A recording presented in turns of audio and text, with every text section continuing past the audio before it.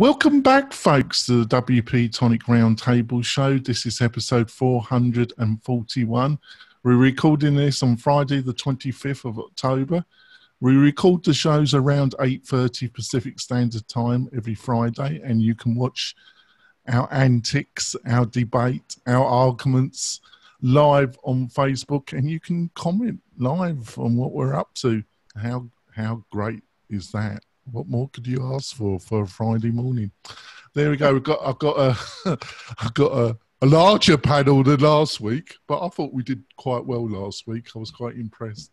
I'm going to let my co-host on my interview show introduce himself, Adrian. Adrian, would you like to introduce yourself to the listeners and viewers? Hi, everyone. My name is Adrian. For those of you who don't know me, I am the CEO and founder of Groundhog. We build and sell marketing automation and sales plugins designed for businesses that use WordPress. He's the good-looking one of this panel. There we go. So got Uncle Spencer joining us. Spencer, would you like to introduce yourself? Spencer Foreman from WP Launchify. Okay, very chirpy. I've got Sally. Sally, would you like to introduce yourself? Sure. My name is Sally Getch. I am the WP fangirl and the organizer of the East Bay WordPress meetup in Oakland, California. And I've got my friend John. Would you like to introduce yourself, John? John Locke, lockdownseo.com. Oh, yeah, that's much better sound. And we've got Joe as well. Joe, would you like to introduce yourself? Yeah, I'm Joe Casabona. I help people create courses and podcasts over at casabona.org. And before we go into our great stories, and I think I've selected some reasonable ones, I'm sure the panel will disagree most heartily, but there we go. I want to talk about my great sponsor, one of my sponsors, and that's Breezy.co. And what is Breezy? Breezy, I feel, is one of the most innovative page builders in the WordPress space at the present moment. It's got a number of features that enables you to share designs among multiple clients or customers. And its interface design, I think, is one of the best on the market at the present moment. They're also on a charge to add a number of increasingly interesting features to their product. So if that sounds interesting for yourself or for your clients, I suggest that you go over to breezy.co, have a look at what they've got to offer, and maybe buy one of their packages. Also, can you tell them that you heard about them on the WP Tonic show? That would be really helpful. So let's go into the first story. Created list of feature themes coming to the theme directory. What do you reckon of this one, Sally? I reckon people responded about the way I expected them to. The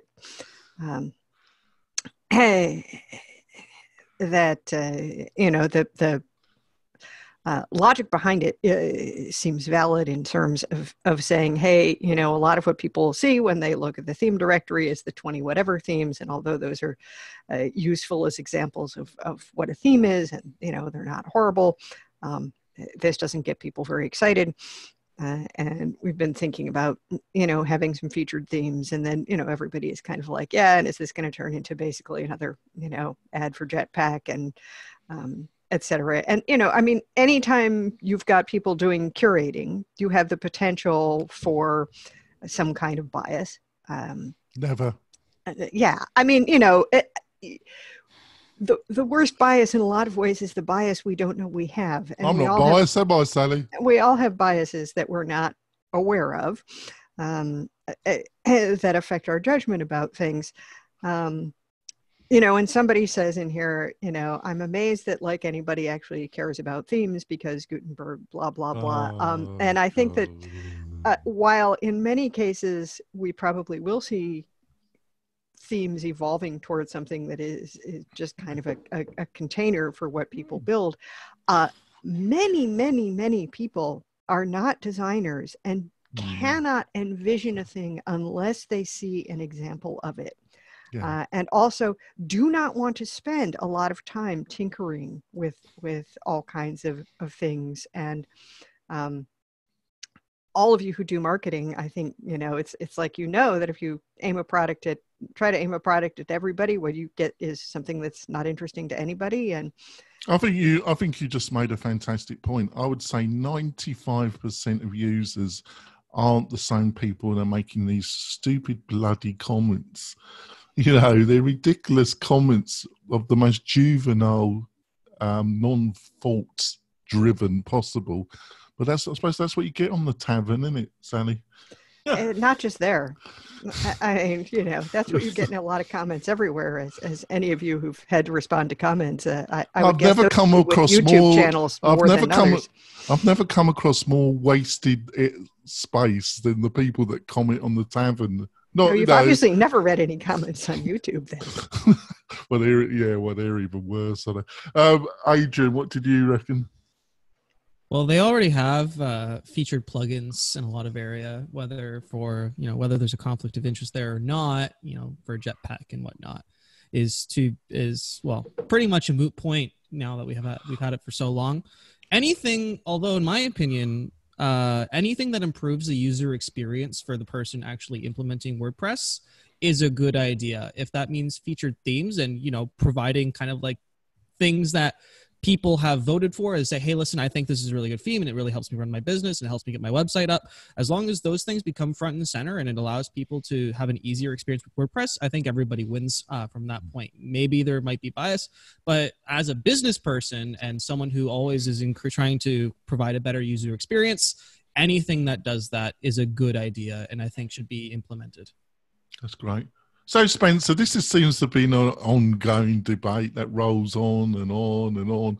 Got any real solutions for them? Yes. It's a self-correcting problem. We'll be talking, I think, in one of the stories today about headless WordPress, and soon it'll be WordPress for Siri and Alexa.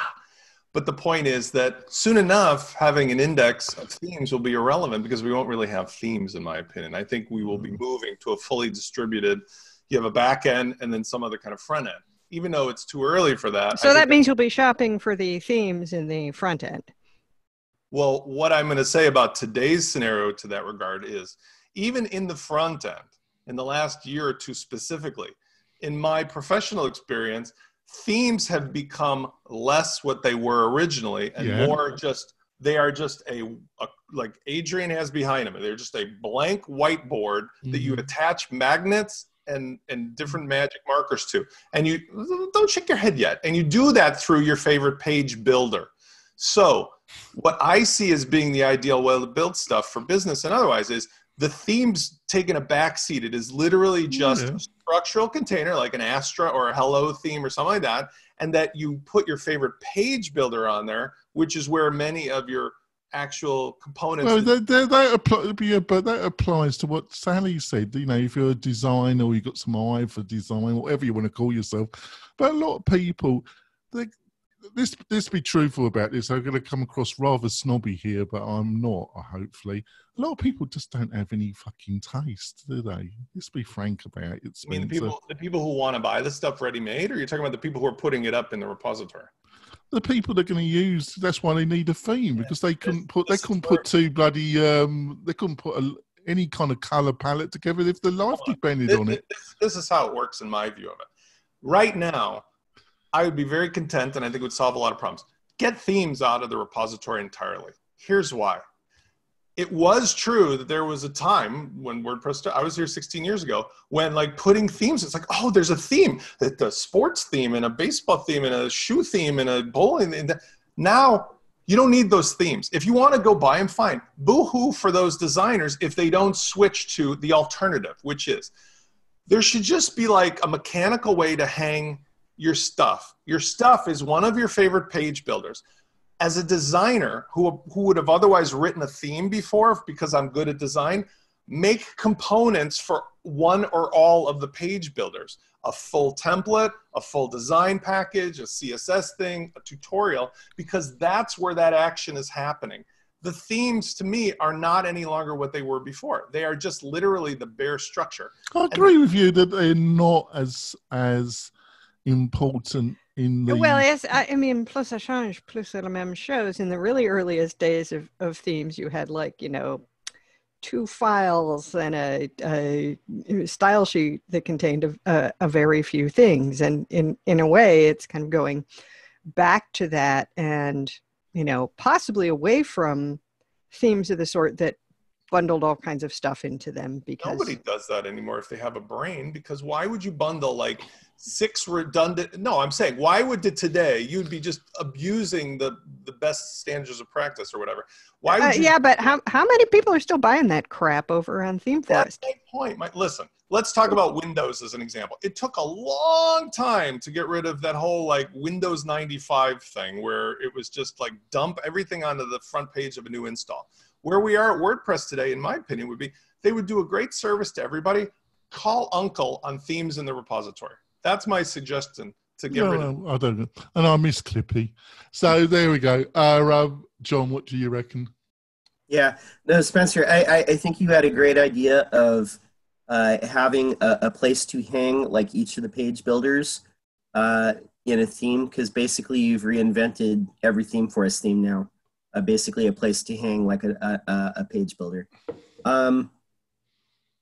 Yeah, this whole thing with having the featured themes, I know what they're trying to do. They're trying to get rid of some of the corruption and favoritism, but I can't for the life of me see how in practice it's going to be different than it was before. You'll probably still have, themes from GoDaddy that are in the featured and things like that, because that's just how things work.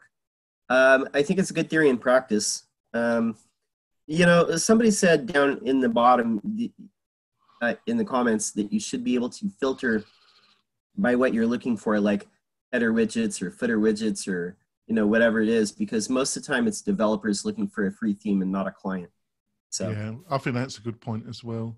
What do you reckon? The voice of reason, Joe. What do you reckon? I was listening to a podcast earlier this week. Do you? You listen, not ours. I hope it was ours. All right, I listen to other podcasts. You don't, do you? And the host, Federico Viticci, on this show, he was talking about how he was having trouble with his non-technical friends upgrading to Catalina or issues with iOS 13. And he pointed out something that I think the embedded WordPress community also needs to hear. The general population doesn't follow the news. They don't care about anything that's going on here. So the people, as the panelists pointed out, that are commenting on WP Tavern, they are the people who care about the news. But I know 2 things for sure. Most people care about what their site looks like first and foremost without doing some amount of work. And the other is that most themes on the free theme repository suck. Like they're mostly terrible. And for a bunch of reasons, right? People are maybe just trying things out. They wanted to publish a theme. They're new, or they're not getting paid for it, so they're not putting the time that they hope they could invest in it. So I think that this is generally a good thing.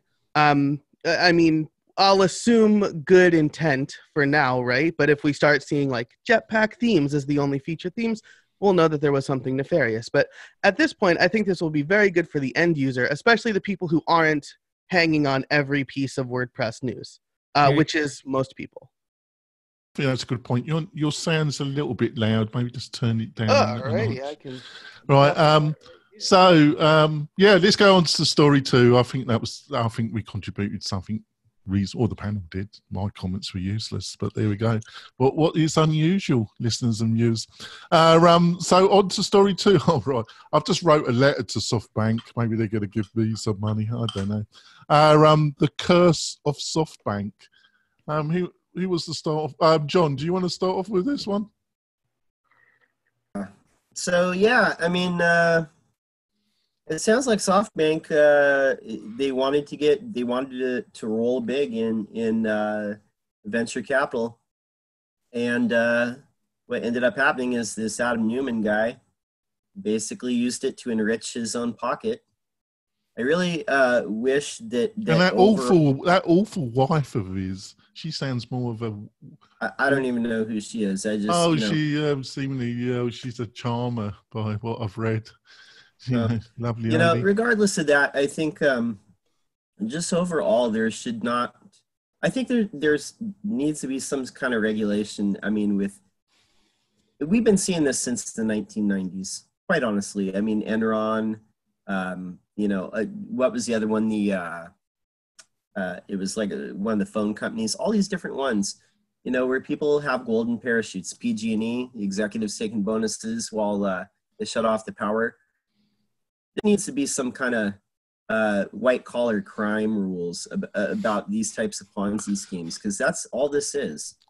It's really all this is. And this guy from the SoftBank, basically, like, they don't want to lose face by saying we screwed up, and we basically handed this guy so much money, we're probably never ever going to be able to turn a profit on this, but so we're just going to pay him an unreasonable amount of money to just go away, so maybe we can possibly turn this profitable.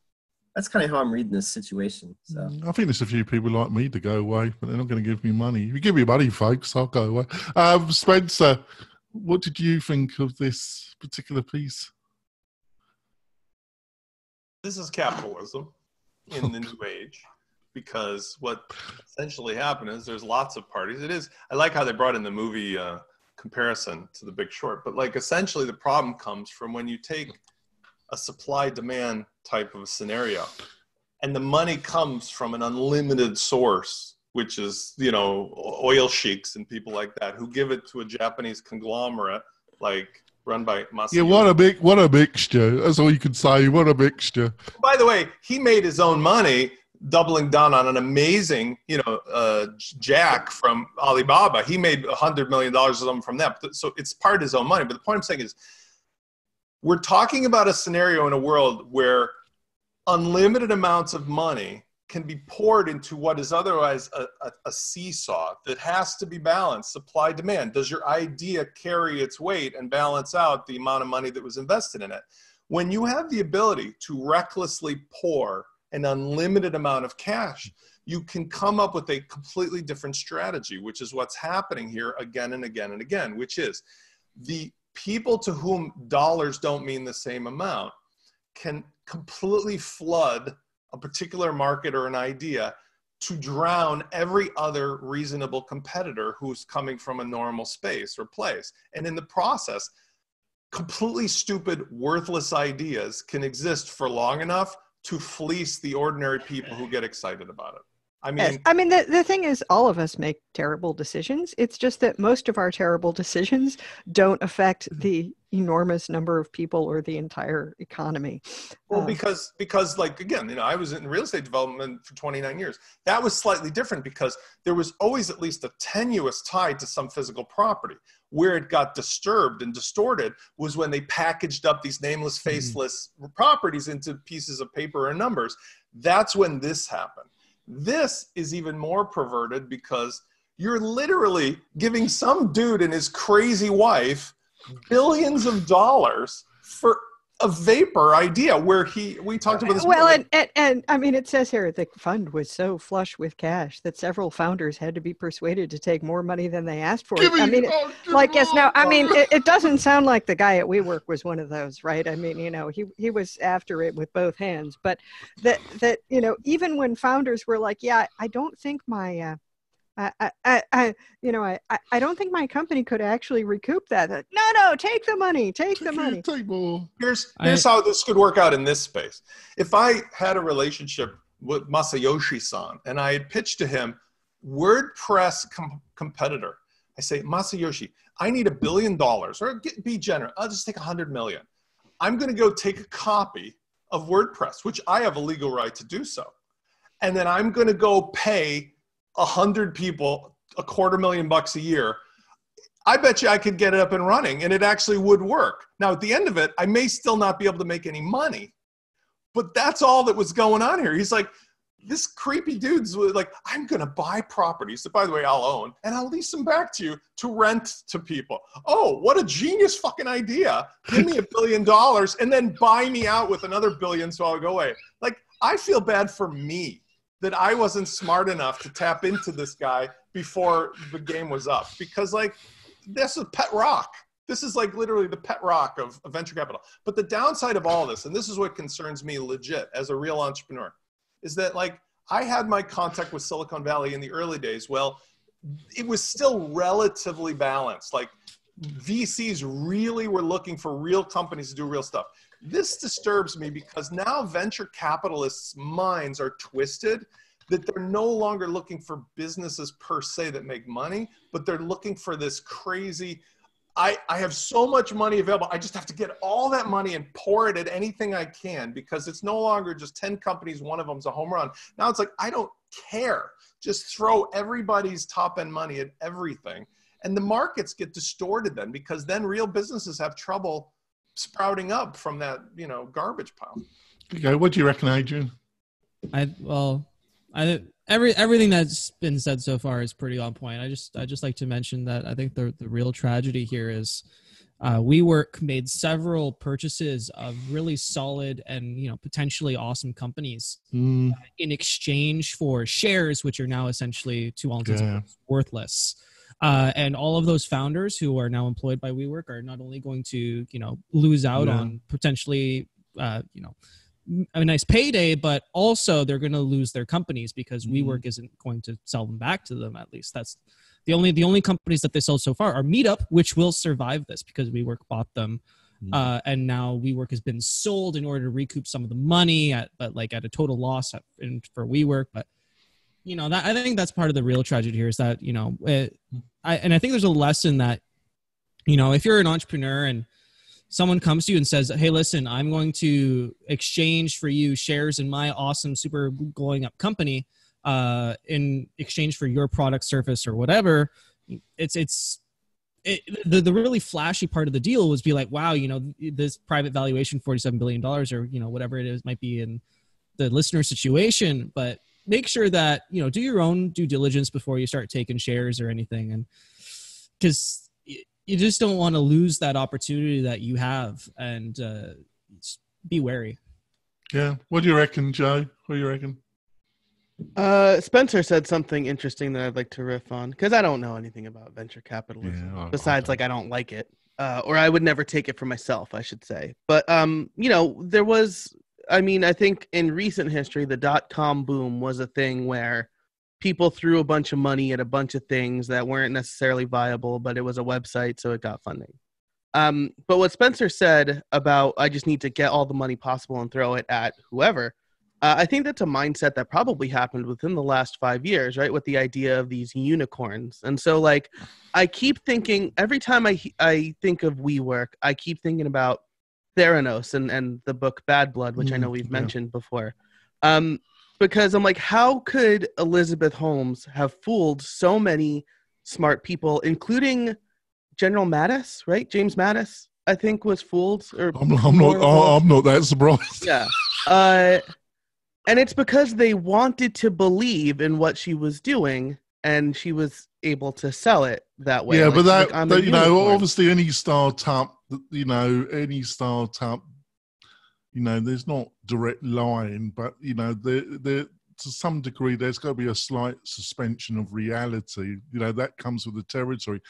She was, in my opinion, and I read the book and I've remarked on it before during this show, she and her partner, her little bit of squeeze, who was also who was the chief financial officer, and their relationship wasn't declared. It was kept secret, and not only was he her little bit of squeeze, he was also one of her chief initially financial backers, which was never declared either. The whole thing, to my mind, was a Ponzi scheme of the highest order, mixed with her own mania, And that's what we're looking at here too, right? These people are pouring money into ideas that they think are good, and they have all of the money in the world, right? It's like money to these people is like water here in the United States. It's everywhere. We can have it whenever we want. Speak for yourself. I live in California. They don't even have electricity here on the East Coast, at least. And there's no oversight, right? And that's really what it is. I don't know.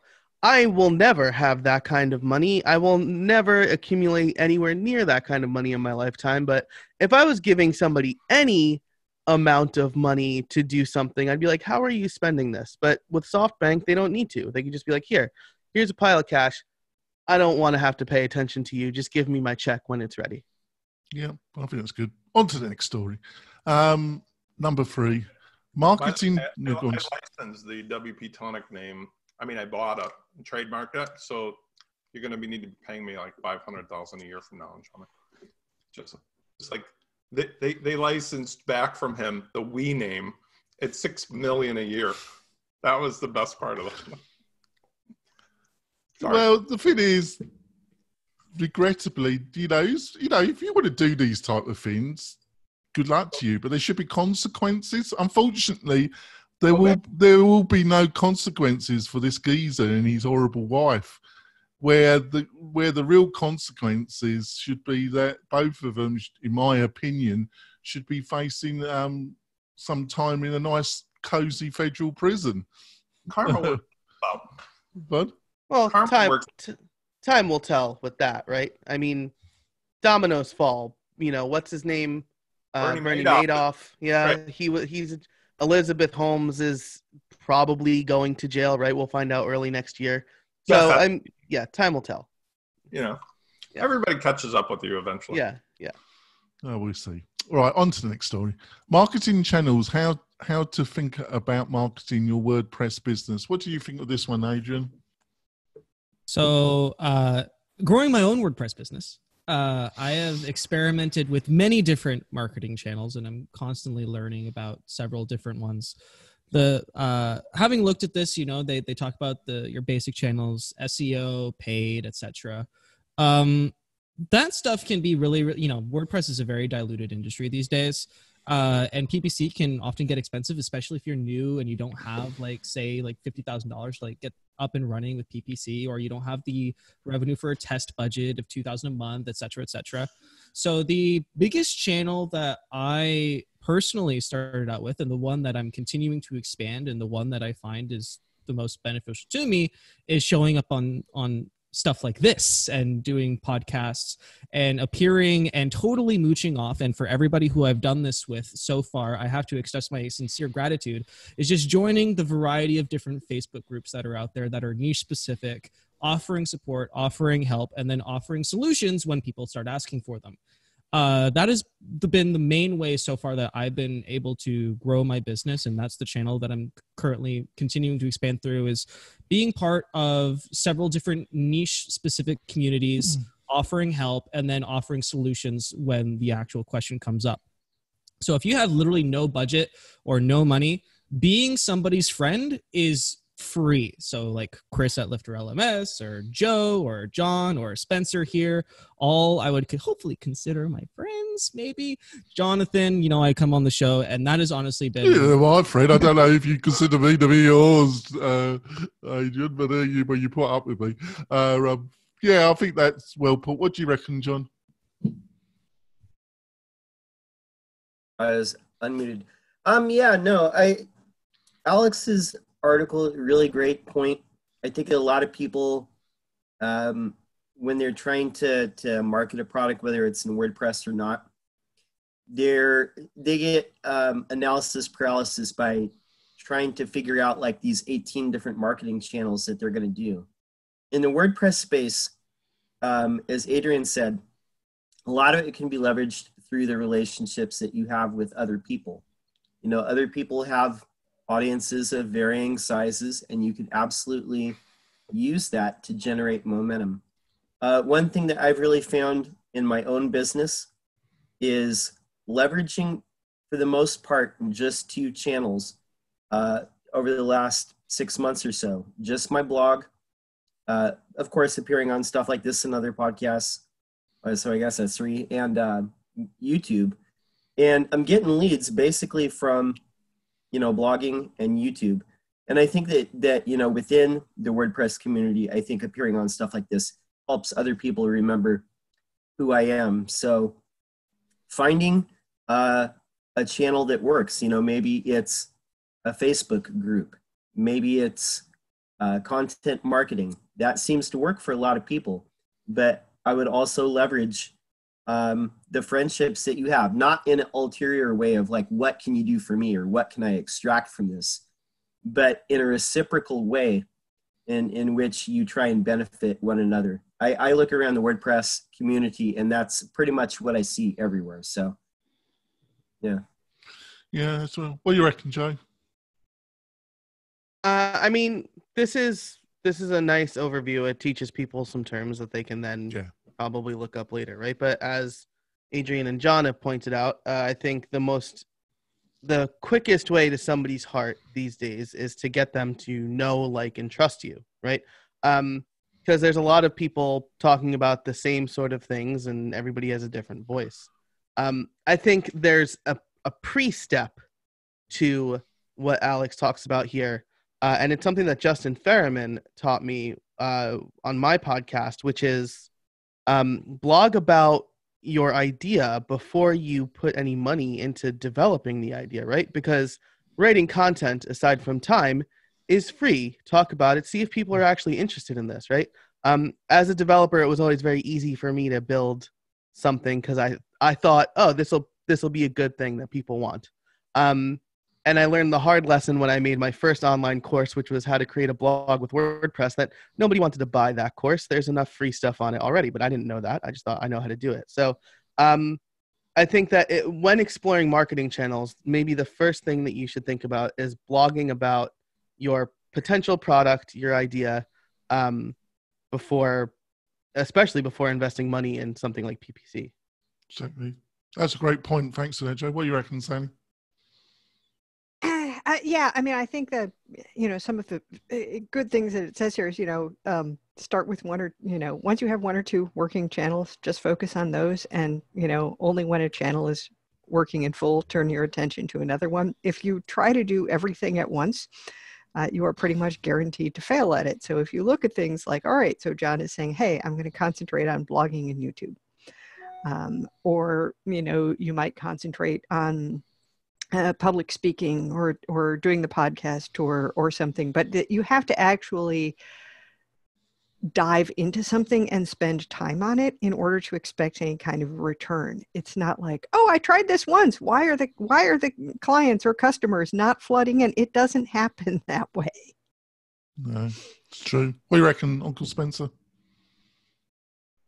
Tried and true formula. You experienced this when I first met you years ago. When were you dated first? The formula is simple. Think about the way you viewed. Oh, what happened? My Cortana just overtook my screen. Think about. You got too many ladies bothered to you, Spencer. They all have the same relationship with me as in real life.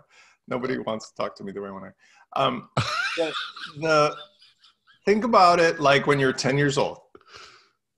Find something that interests you because it's fun, that possibly has some business market around it. Next, as Sally rightly pointed out, go do the thing, invest the time in becoming an expert for your own benefit in the thing. In WordPress, that could be coding, developing, theme making, marketing automation, whatever. Become interested enough to become an expert at the things necessary to pique your own curiosity. Step 3, along the way, take notice of the places where you had pain and other people had pain and write them down. Step 4, of those things that you became an expert at, that you had pain and overcame it, pick the one that people would pay you money to solve for them. Step 5, go make yourself a free and useful helper in someone else's community. Be the little birdie on everybody's hippo's back, picking the little bugs off. Because by doing that, you immediately elevate yourself to trust, relationship, people wanting to interact with you. Now, when they call you or contact you for free to help solve the same pain that you already know about and you've already solved, you are an expert at that one pain in a very specific niche, and you have no salesmanship required other than to figure out how to productize your service or market your particular, maybe it's a software product. That formula I've rinsed and repeated since 1976, and it works just as well today as it works before. And at least one or two of you guys here have seen that in action personally. You all have stuff, and your stuff might work with the stuff that I already know about. If it does, then I make it part of my business to ingratiate myself to you and your community because there's a mutual benefit. That's the way WordPress marketing works. And I find it really interesting because a lot of people keep banging their head against the same wall. Like, don't try to make themes in 2019. That's over. Make accessories for one of the page builders using the same skills and offer your stuff for free until enough people get excited that they know your name. That's how you can build a business that succeeds. And there's plenty of money to go around. Right. We're going to go for our break, folks. We'll be back. I've got a few more stories and I've got more wisdom from Uncle Spencer. So we'll be back in a few moments. We're coming back. We're going to got some more stories. But before we go into these stories, I want to talk about one of my other sponsors, and that's Lifter LMS. And Lifter, what is Lifter LMS? It's one of the best learning management systems on the market at the present moment. WordPress, obviously WordPress based. If you've got a client or you're somebody that wants to start your own course, I suggest that you go over to Lifter LMS. You can download the core of the product and it's totally free and you can try it out to your heart's content. I think you're going to be impressed. Chris and Tom, the two founders, have been pushing the envelope and they've just issued a couple additional add-on plugins that increase the functionality, especially if you're a developer type, enormously. So go over to Lifter LMS and tell them that you heard about them on the WP Tonic show. On to the next story. And I made a bit of a boo-boo, which Sally pointed out to me. I get a bit confused about Zuckerberg because he's always in the news and he's always in trouble. And I published this story last week. So we're going to change track and we're going to go with a Sally story. And we're going with Corey Miller, a $5 million fund for inquiring WordPress businesses. Can you tell us about this story, Sally? Well, it kind of caught my eye when I saw it, as I imagine it would. So basically, Corey Miller was talking with Mike Demo of Web Ventures, and I think it is like hilarious to be named Demo in the tech environment. But Mr. Demo said, "Hey, you know, Web Ventures has a $5 million fund for acquiring and investing in WordPress businesses, and that's petty cash if you're SoftBank, but it's a pretty substantial amount of money for most WordPress businesses." So, you know, what Corey thought about this was like, hey, you know, the WordPress ecosystem is, you know, hot for investment. It's maturing. And this is, you know, an option for entrepreneurs in WordPress is, you know, if they want some investment or thinking about an exit strategy. And so, you know, then we've got this big block here. This is one of the most frequent questions I get asked is, how do I prepare my business to be acquired? Which I suppose is indeed a question that you get asked if you are a person who might be acquiring businesses. I would have thought so, wouldn't you? Yes. So if you are running the sort of business that might be acquired, you might want to go check this story out and find out a little bit more about what might be available and you know what they'd be interested in. I think it's great news. The more that entrepreneurs or people who are starting to build a business have access to capital, the more choices in the WordPress ecosystem, the more it must be for the better, mustn't it, Sally? Yeah. And that's what I think. What do you reckon, Joe? What do you reckon about this one? Well, yeah, I was muted rarely. Well, you know, I think that this is a trend that we've kind of seen in the WordPress space, right? Corey made a very successful exit last year when iThemes, his company, was acquired by Liquid Web. We see agencies acquiring other smaller outfits and hosting companies, of course, acquiring everything else. So I think this is a natural progression in the maturation of a software industry. It's very cool to see it happening in the WordPress space. Aside from Web Venture, right, we also have Tiny Seed. That's Rob Walling's his kind of venture fund and business incubator. Syed has a business incubator pretty specifically focused on the WordPress space. So it's cool to see those things happening now, because we're seeing people who were developers, or people who were just tangentially interested in working on WordPress and the open source project now becoming like true blue business owners and getting some of that stuff that you can't learn in school. Like you can only learn from experience or from a mentor. So I think that's really cool to see. Yeah, I reckon you're right. What do you reckon, John? Yeah, interesting. Yeah, it's good that Mike Demo got some Bold Grid money, wants to put it back in the community, wants to invest in some new businesses, and see if he can make them grow. There's definitely a lot of acquisitions, a lot of different products, companies being acquired over the last few years. I think we're probably going to see some more too. But yeah, we need to invest in the next round of WordPress businesses that are up and coming. So great.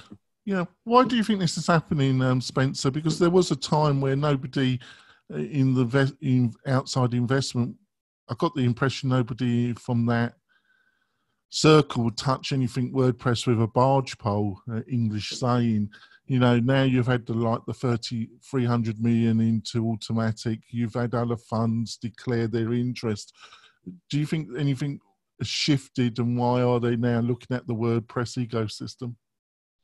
Oh, definitely. I mean, first of all, there's a good saying. I think there's an American saying, I wouldn't touch that with your something, but same point, is that this is a reflection of the fact that the WordPress ecosystem of plugins, themes, and so forth has matured to the place where we're now seeing an aggregation. We've discussed this endlessly, but essentially there was a time when it was Wild West. There weren't coding standards. There weren't the Lego or IKEA store mentality of stuff just works together. It was just people making random, shacks in the outback. So that has helped the scenario. The second scenario is that we're on the second or third generation of success stories coming back with their own capital, like Joe mentioned. And the third thing that I see happening here, which is interesting, is if you love dinosaurs, you can get money from Mike. No, in all seriousness, besides what he's got in his office there, which I don't know the rest of you guys noticed, look at Mike's screenshot. If you want to get money from Mike, I would wear a Jurassic Park t-shirt and put a dinosaur hat on, because that definitely will get his attention. Oh, right. Are you talking about Demo? He's a huge Disney fan too. Look at the back of his office. It's all dinosaurs. Maybe that's just my own particular way of looking at things. But the thing I would say is, in this case, this is specifically oriented to one type of person, in my opinion. You are a sideline WordPress coder or business person. You're debating whether you can jump ship and leave your job to do it full time. This is a perfect match.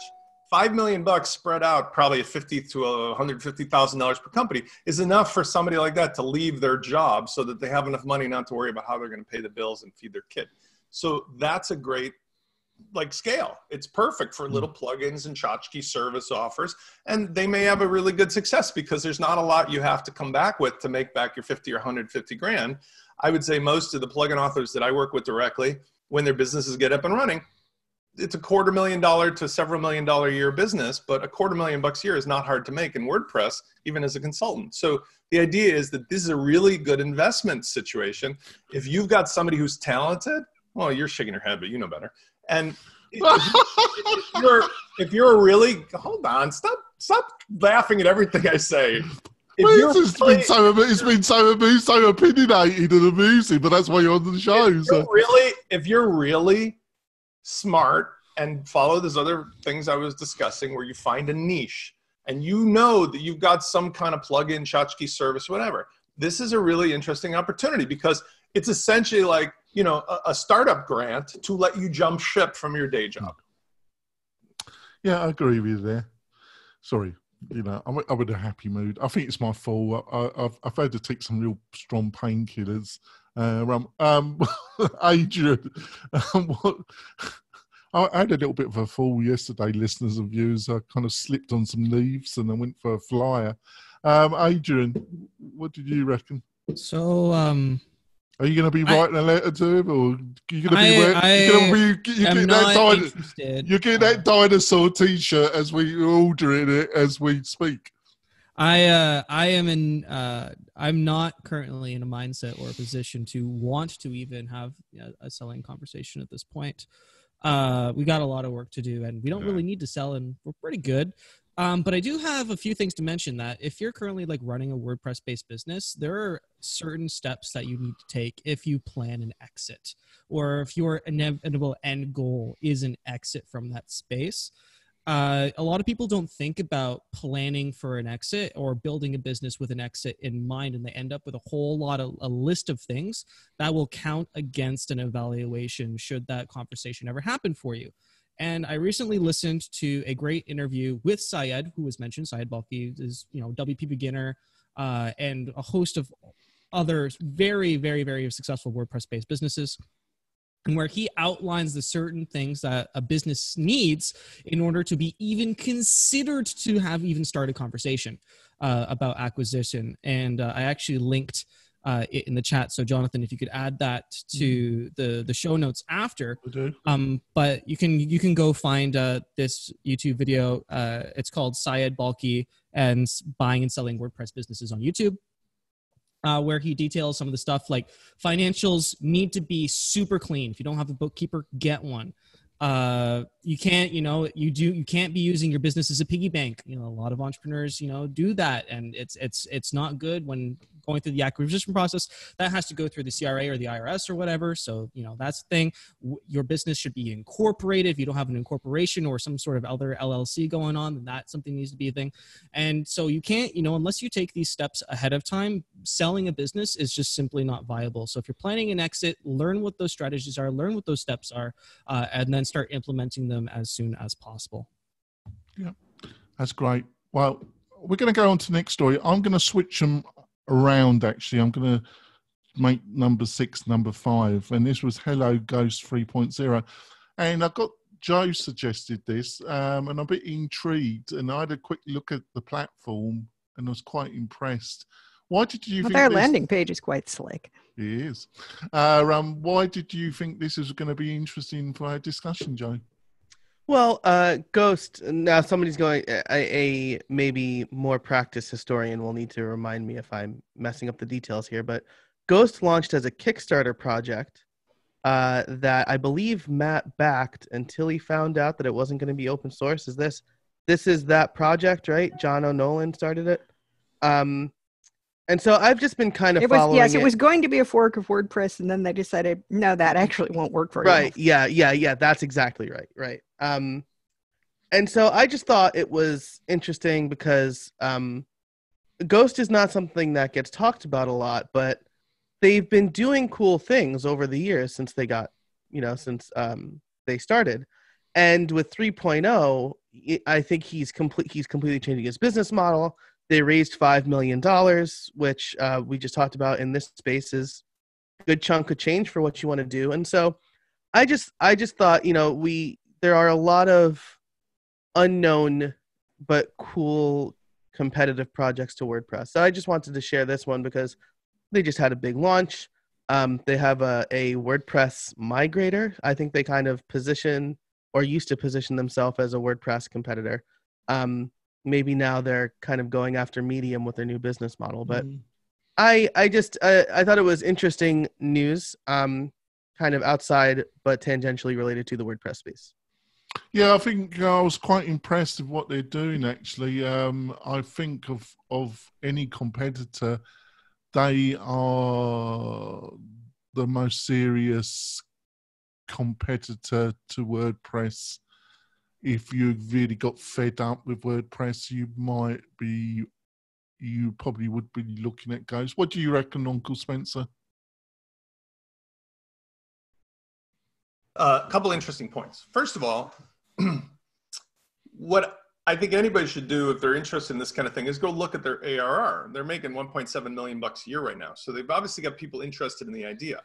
The basic concept here, although I think Joe has it spot on that where they came from, is that instead of it being a fork and doing the traditional WordPressy things, they've jumped, let's say, 4 steps ahead to what we've been discussing today about taking a modern stack of stuff and having a headless, CMS, and in this case, maybe they're going to do a membership thing, and giving it to people that have enough, let's say, interest in learning these new tricks and toys to give them a new metaphor, all in a package, all contained, all hosted, and no Jetpack. But the thing that I really find is interesting is that when you then go back and say, all right, I'm a WordPress person, and let's say I want to run a membership site or marketing automation, all that stuff, and I'm interested in this. There's a very big divide, and that's a good thing, between a business person / entrepreneur and a developer / entrepreneur. The developer first people will be interested in this kind of thing. It's a convenience stack. It's like, oh, all my toys in one basket. There's other businesses that have been like this in the past. They're just utilities in a bundle. And I love that because all that WordPress stuff was getting in my way and all those crappy themes in my way. Business people will find themselves on an island, like the cast of Gilligan's Island, waiting to be rescued from this, because they'll be like, and now I'm here, and where's my accessory plugin that lets me do this and that and the other? It's like, sorry, Charlie, get a developer to build it for you, because everybody else is back on the old thing. So where those two worlds meet in the future, when WordPress becomes more headless and the themes go away, I think those worlds will meet in the middle, where there'll be an environment of bolt-ons, add-ons, and so forth for headless stuff that works like this. But right now, they're definitively different platforms entirely. Yeah. What do you reckon, Sani? Yeah, I mean, Ghost was started as let's make a blogging tool that's just easy to use for blogging and isn't cluttered up with all that stuff. And now it looks like they're expanding to add a few more features. And They're going to make it a bit cluttered, aren't they? Well, we'll see.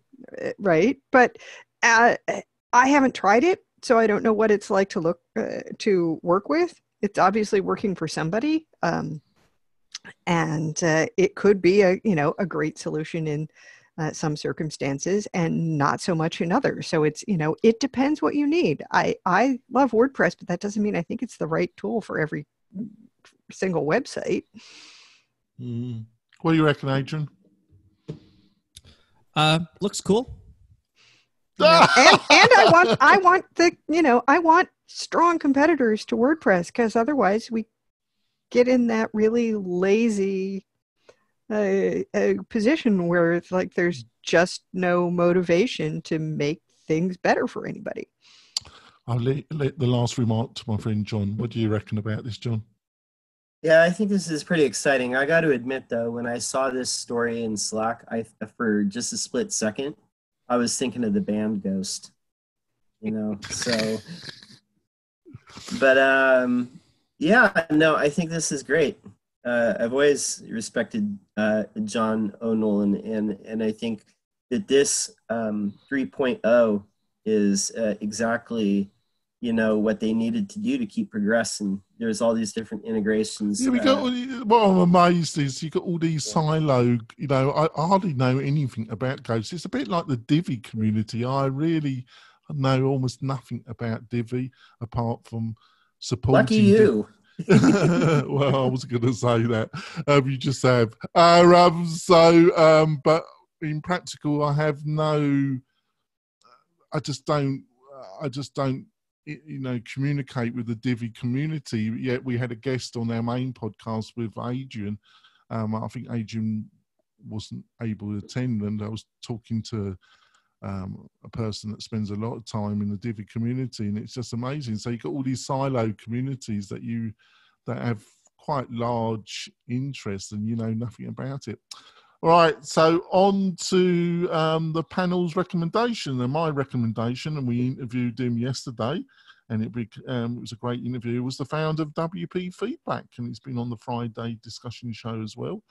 And so my recommendation is WP Feedback, and you'll find the link. It helps you communicate more effectively with your clients, and that must be a good thing, mustn't it, listeners and viewers? Good communication must be encouraged, mustn't it? So, Uncle Spencer, have you got anything you want to recommend to the listeners and viewers? Yeah, I came across a very handy little plugin for somebody who's diagnosing WordPress sites. Where did it get? I got lost on my thing. It's called Plugin Detective. Essentially, that won a prize a couple of years ago in some kind of plugin competition. yeah, Orange County, actually, wasn't it? it's just a very lightweight little self-diagnosing walkthrough, and for somebody that's a business person that isn't technically oriented, it's a good way to like start getting clues, because a lot of times that's all that it takes in WordPress. It's just go step by step backwards, and all of us have our own little systems, but like turn off things until you find the thing and then go turn them all back on. This kind of works that way, so it's nice. Oh, that's great. Put it in. Please, panelists, put all your recommendations in the chat. It really helps me. Adrian, got anything you want to plug or like? So I got two for you. We had several conversations that revolved around acquisition and business and building a scalable and profitable company. To that end, I would recommend the interview that I mentioned quickly, the conversation with Syed Balki, founder of WP Beginner and co-founder and currently like the main guy for a bunch of other very, very successful WordPress businesses, and what he looks for when even offering the potential for an acquisition or starting that conversation. If you're not building a business that's sellable, then it's like, what's your exit? So I highly recommend that conversation. Second one is Black Friday is coming up, and I highly recommend you start getting your Black Friday stuff together. And in order to promote successfully Black Friday, there are a few channels that you have available to you. You have Facebook, you have PPC. Probably the biggest channel, though, is you have just emailing the customers you already have, and therefore your list. If you are curious about how to best communicate or the best strategy you have in terms of emailing those people, HubSpot wrote a great article that I took just a lot of the stats from about which email or which email layout will actually get you the best open rate and therefore will get you the best Black Friday results. I have linked a blog post on the Groundhog site, which kind of condenses that HubSpot article and provides you some actionable insights that you can do in order to get the best the best open rates leading up to Black Friday, so you can basically cash in on that weekend and coast for the rest of the month, so you can go take a long vacation over Christmas. That's great. Sally, you got anything you want to? Well, I did spend most of the week unconscious, but something that I got a chance to try out is a plugin called Conditional Blocks, and it lets you decide when to show or hide Gutenberg blocks. You can do some of this with the Editor's Kit plugin. But one of the reasons that I actually bought the pro version of this plugin is that it lets you do date-based show hide conditions pretty easily. So you can say, hey, only show this between this date and that date. And that is a handy thing to be able to do if you don't want to have to get up at midnight to turn something off when you've got a special offer that ends. All right. Adrian, can you just take over a second? I've got somebody at my door. It's a parcel. I've got a sign for it. I'll be back in a second. Absolutely. So was that, I think, Joe, you're still left for recommendations. Yeah, I am still left for recommendations. And I was going to recommend a blog post that I wrote because WordCamp US is coming up.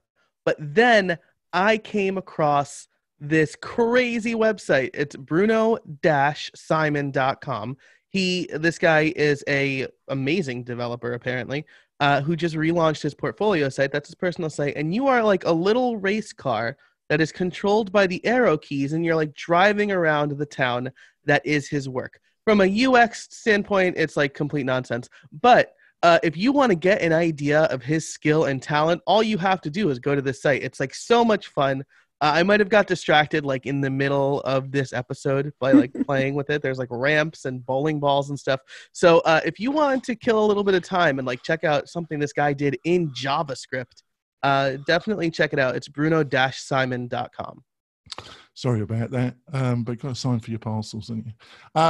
John, have you got anything you want to tell the listeners? I surely do have something. Now, most of the time, when you're working with clients, you're trying to get them to get the content to you. It's always this thing that's dragging on forever. Well, I've got the perfect tool, WP Feedback. Oh, there you go. Yeah.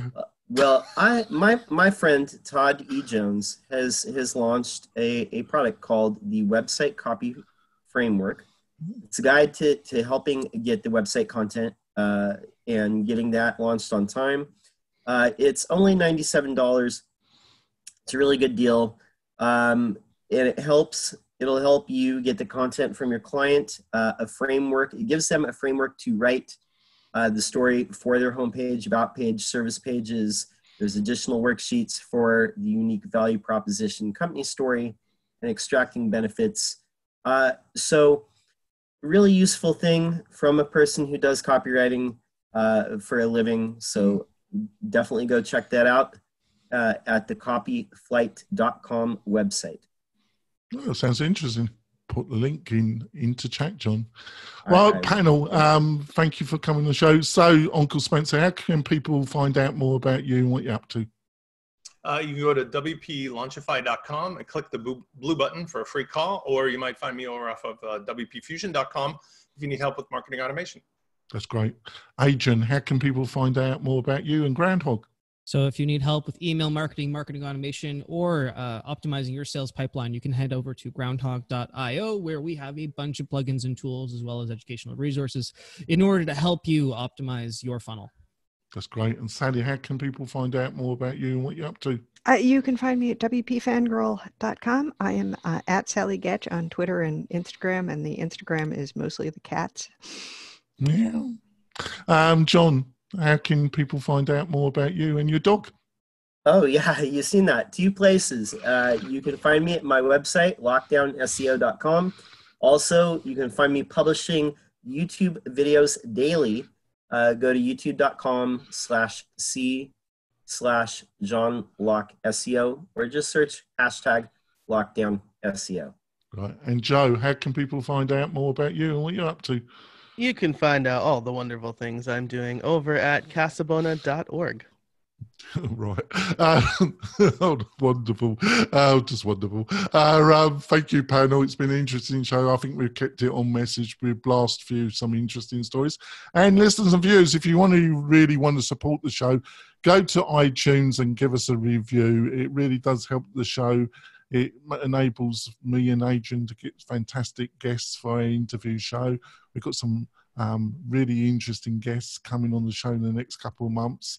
I'm looking forward to the interviews, and we'll be back next Friday for our live roundtable show, where we have interesting and passionate discussion about all things WordPress and the internet in general. We'll be back next week, folks. Bye. Bye.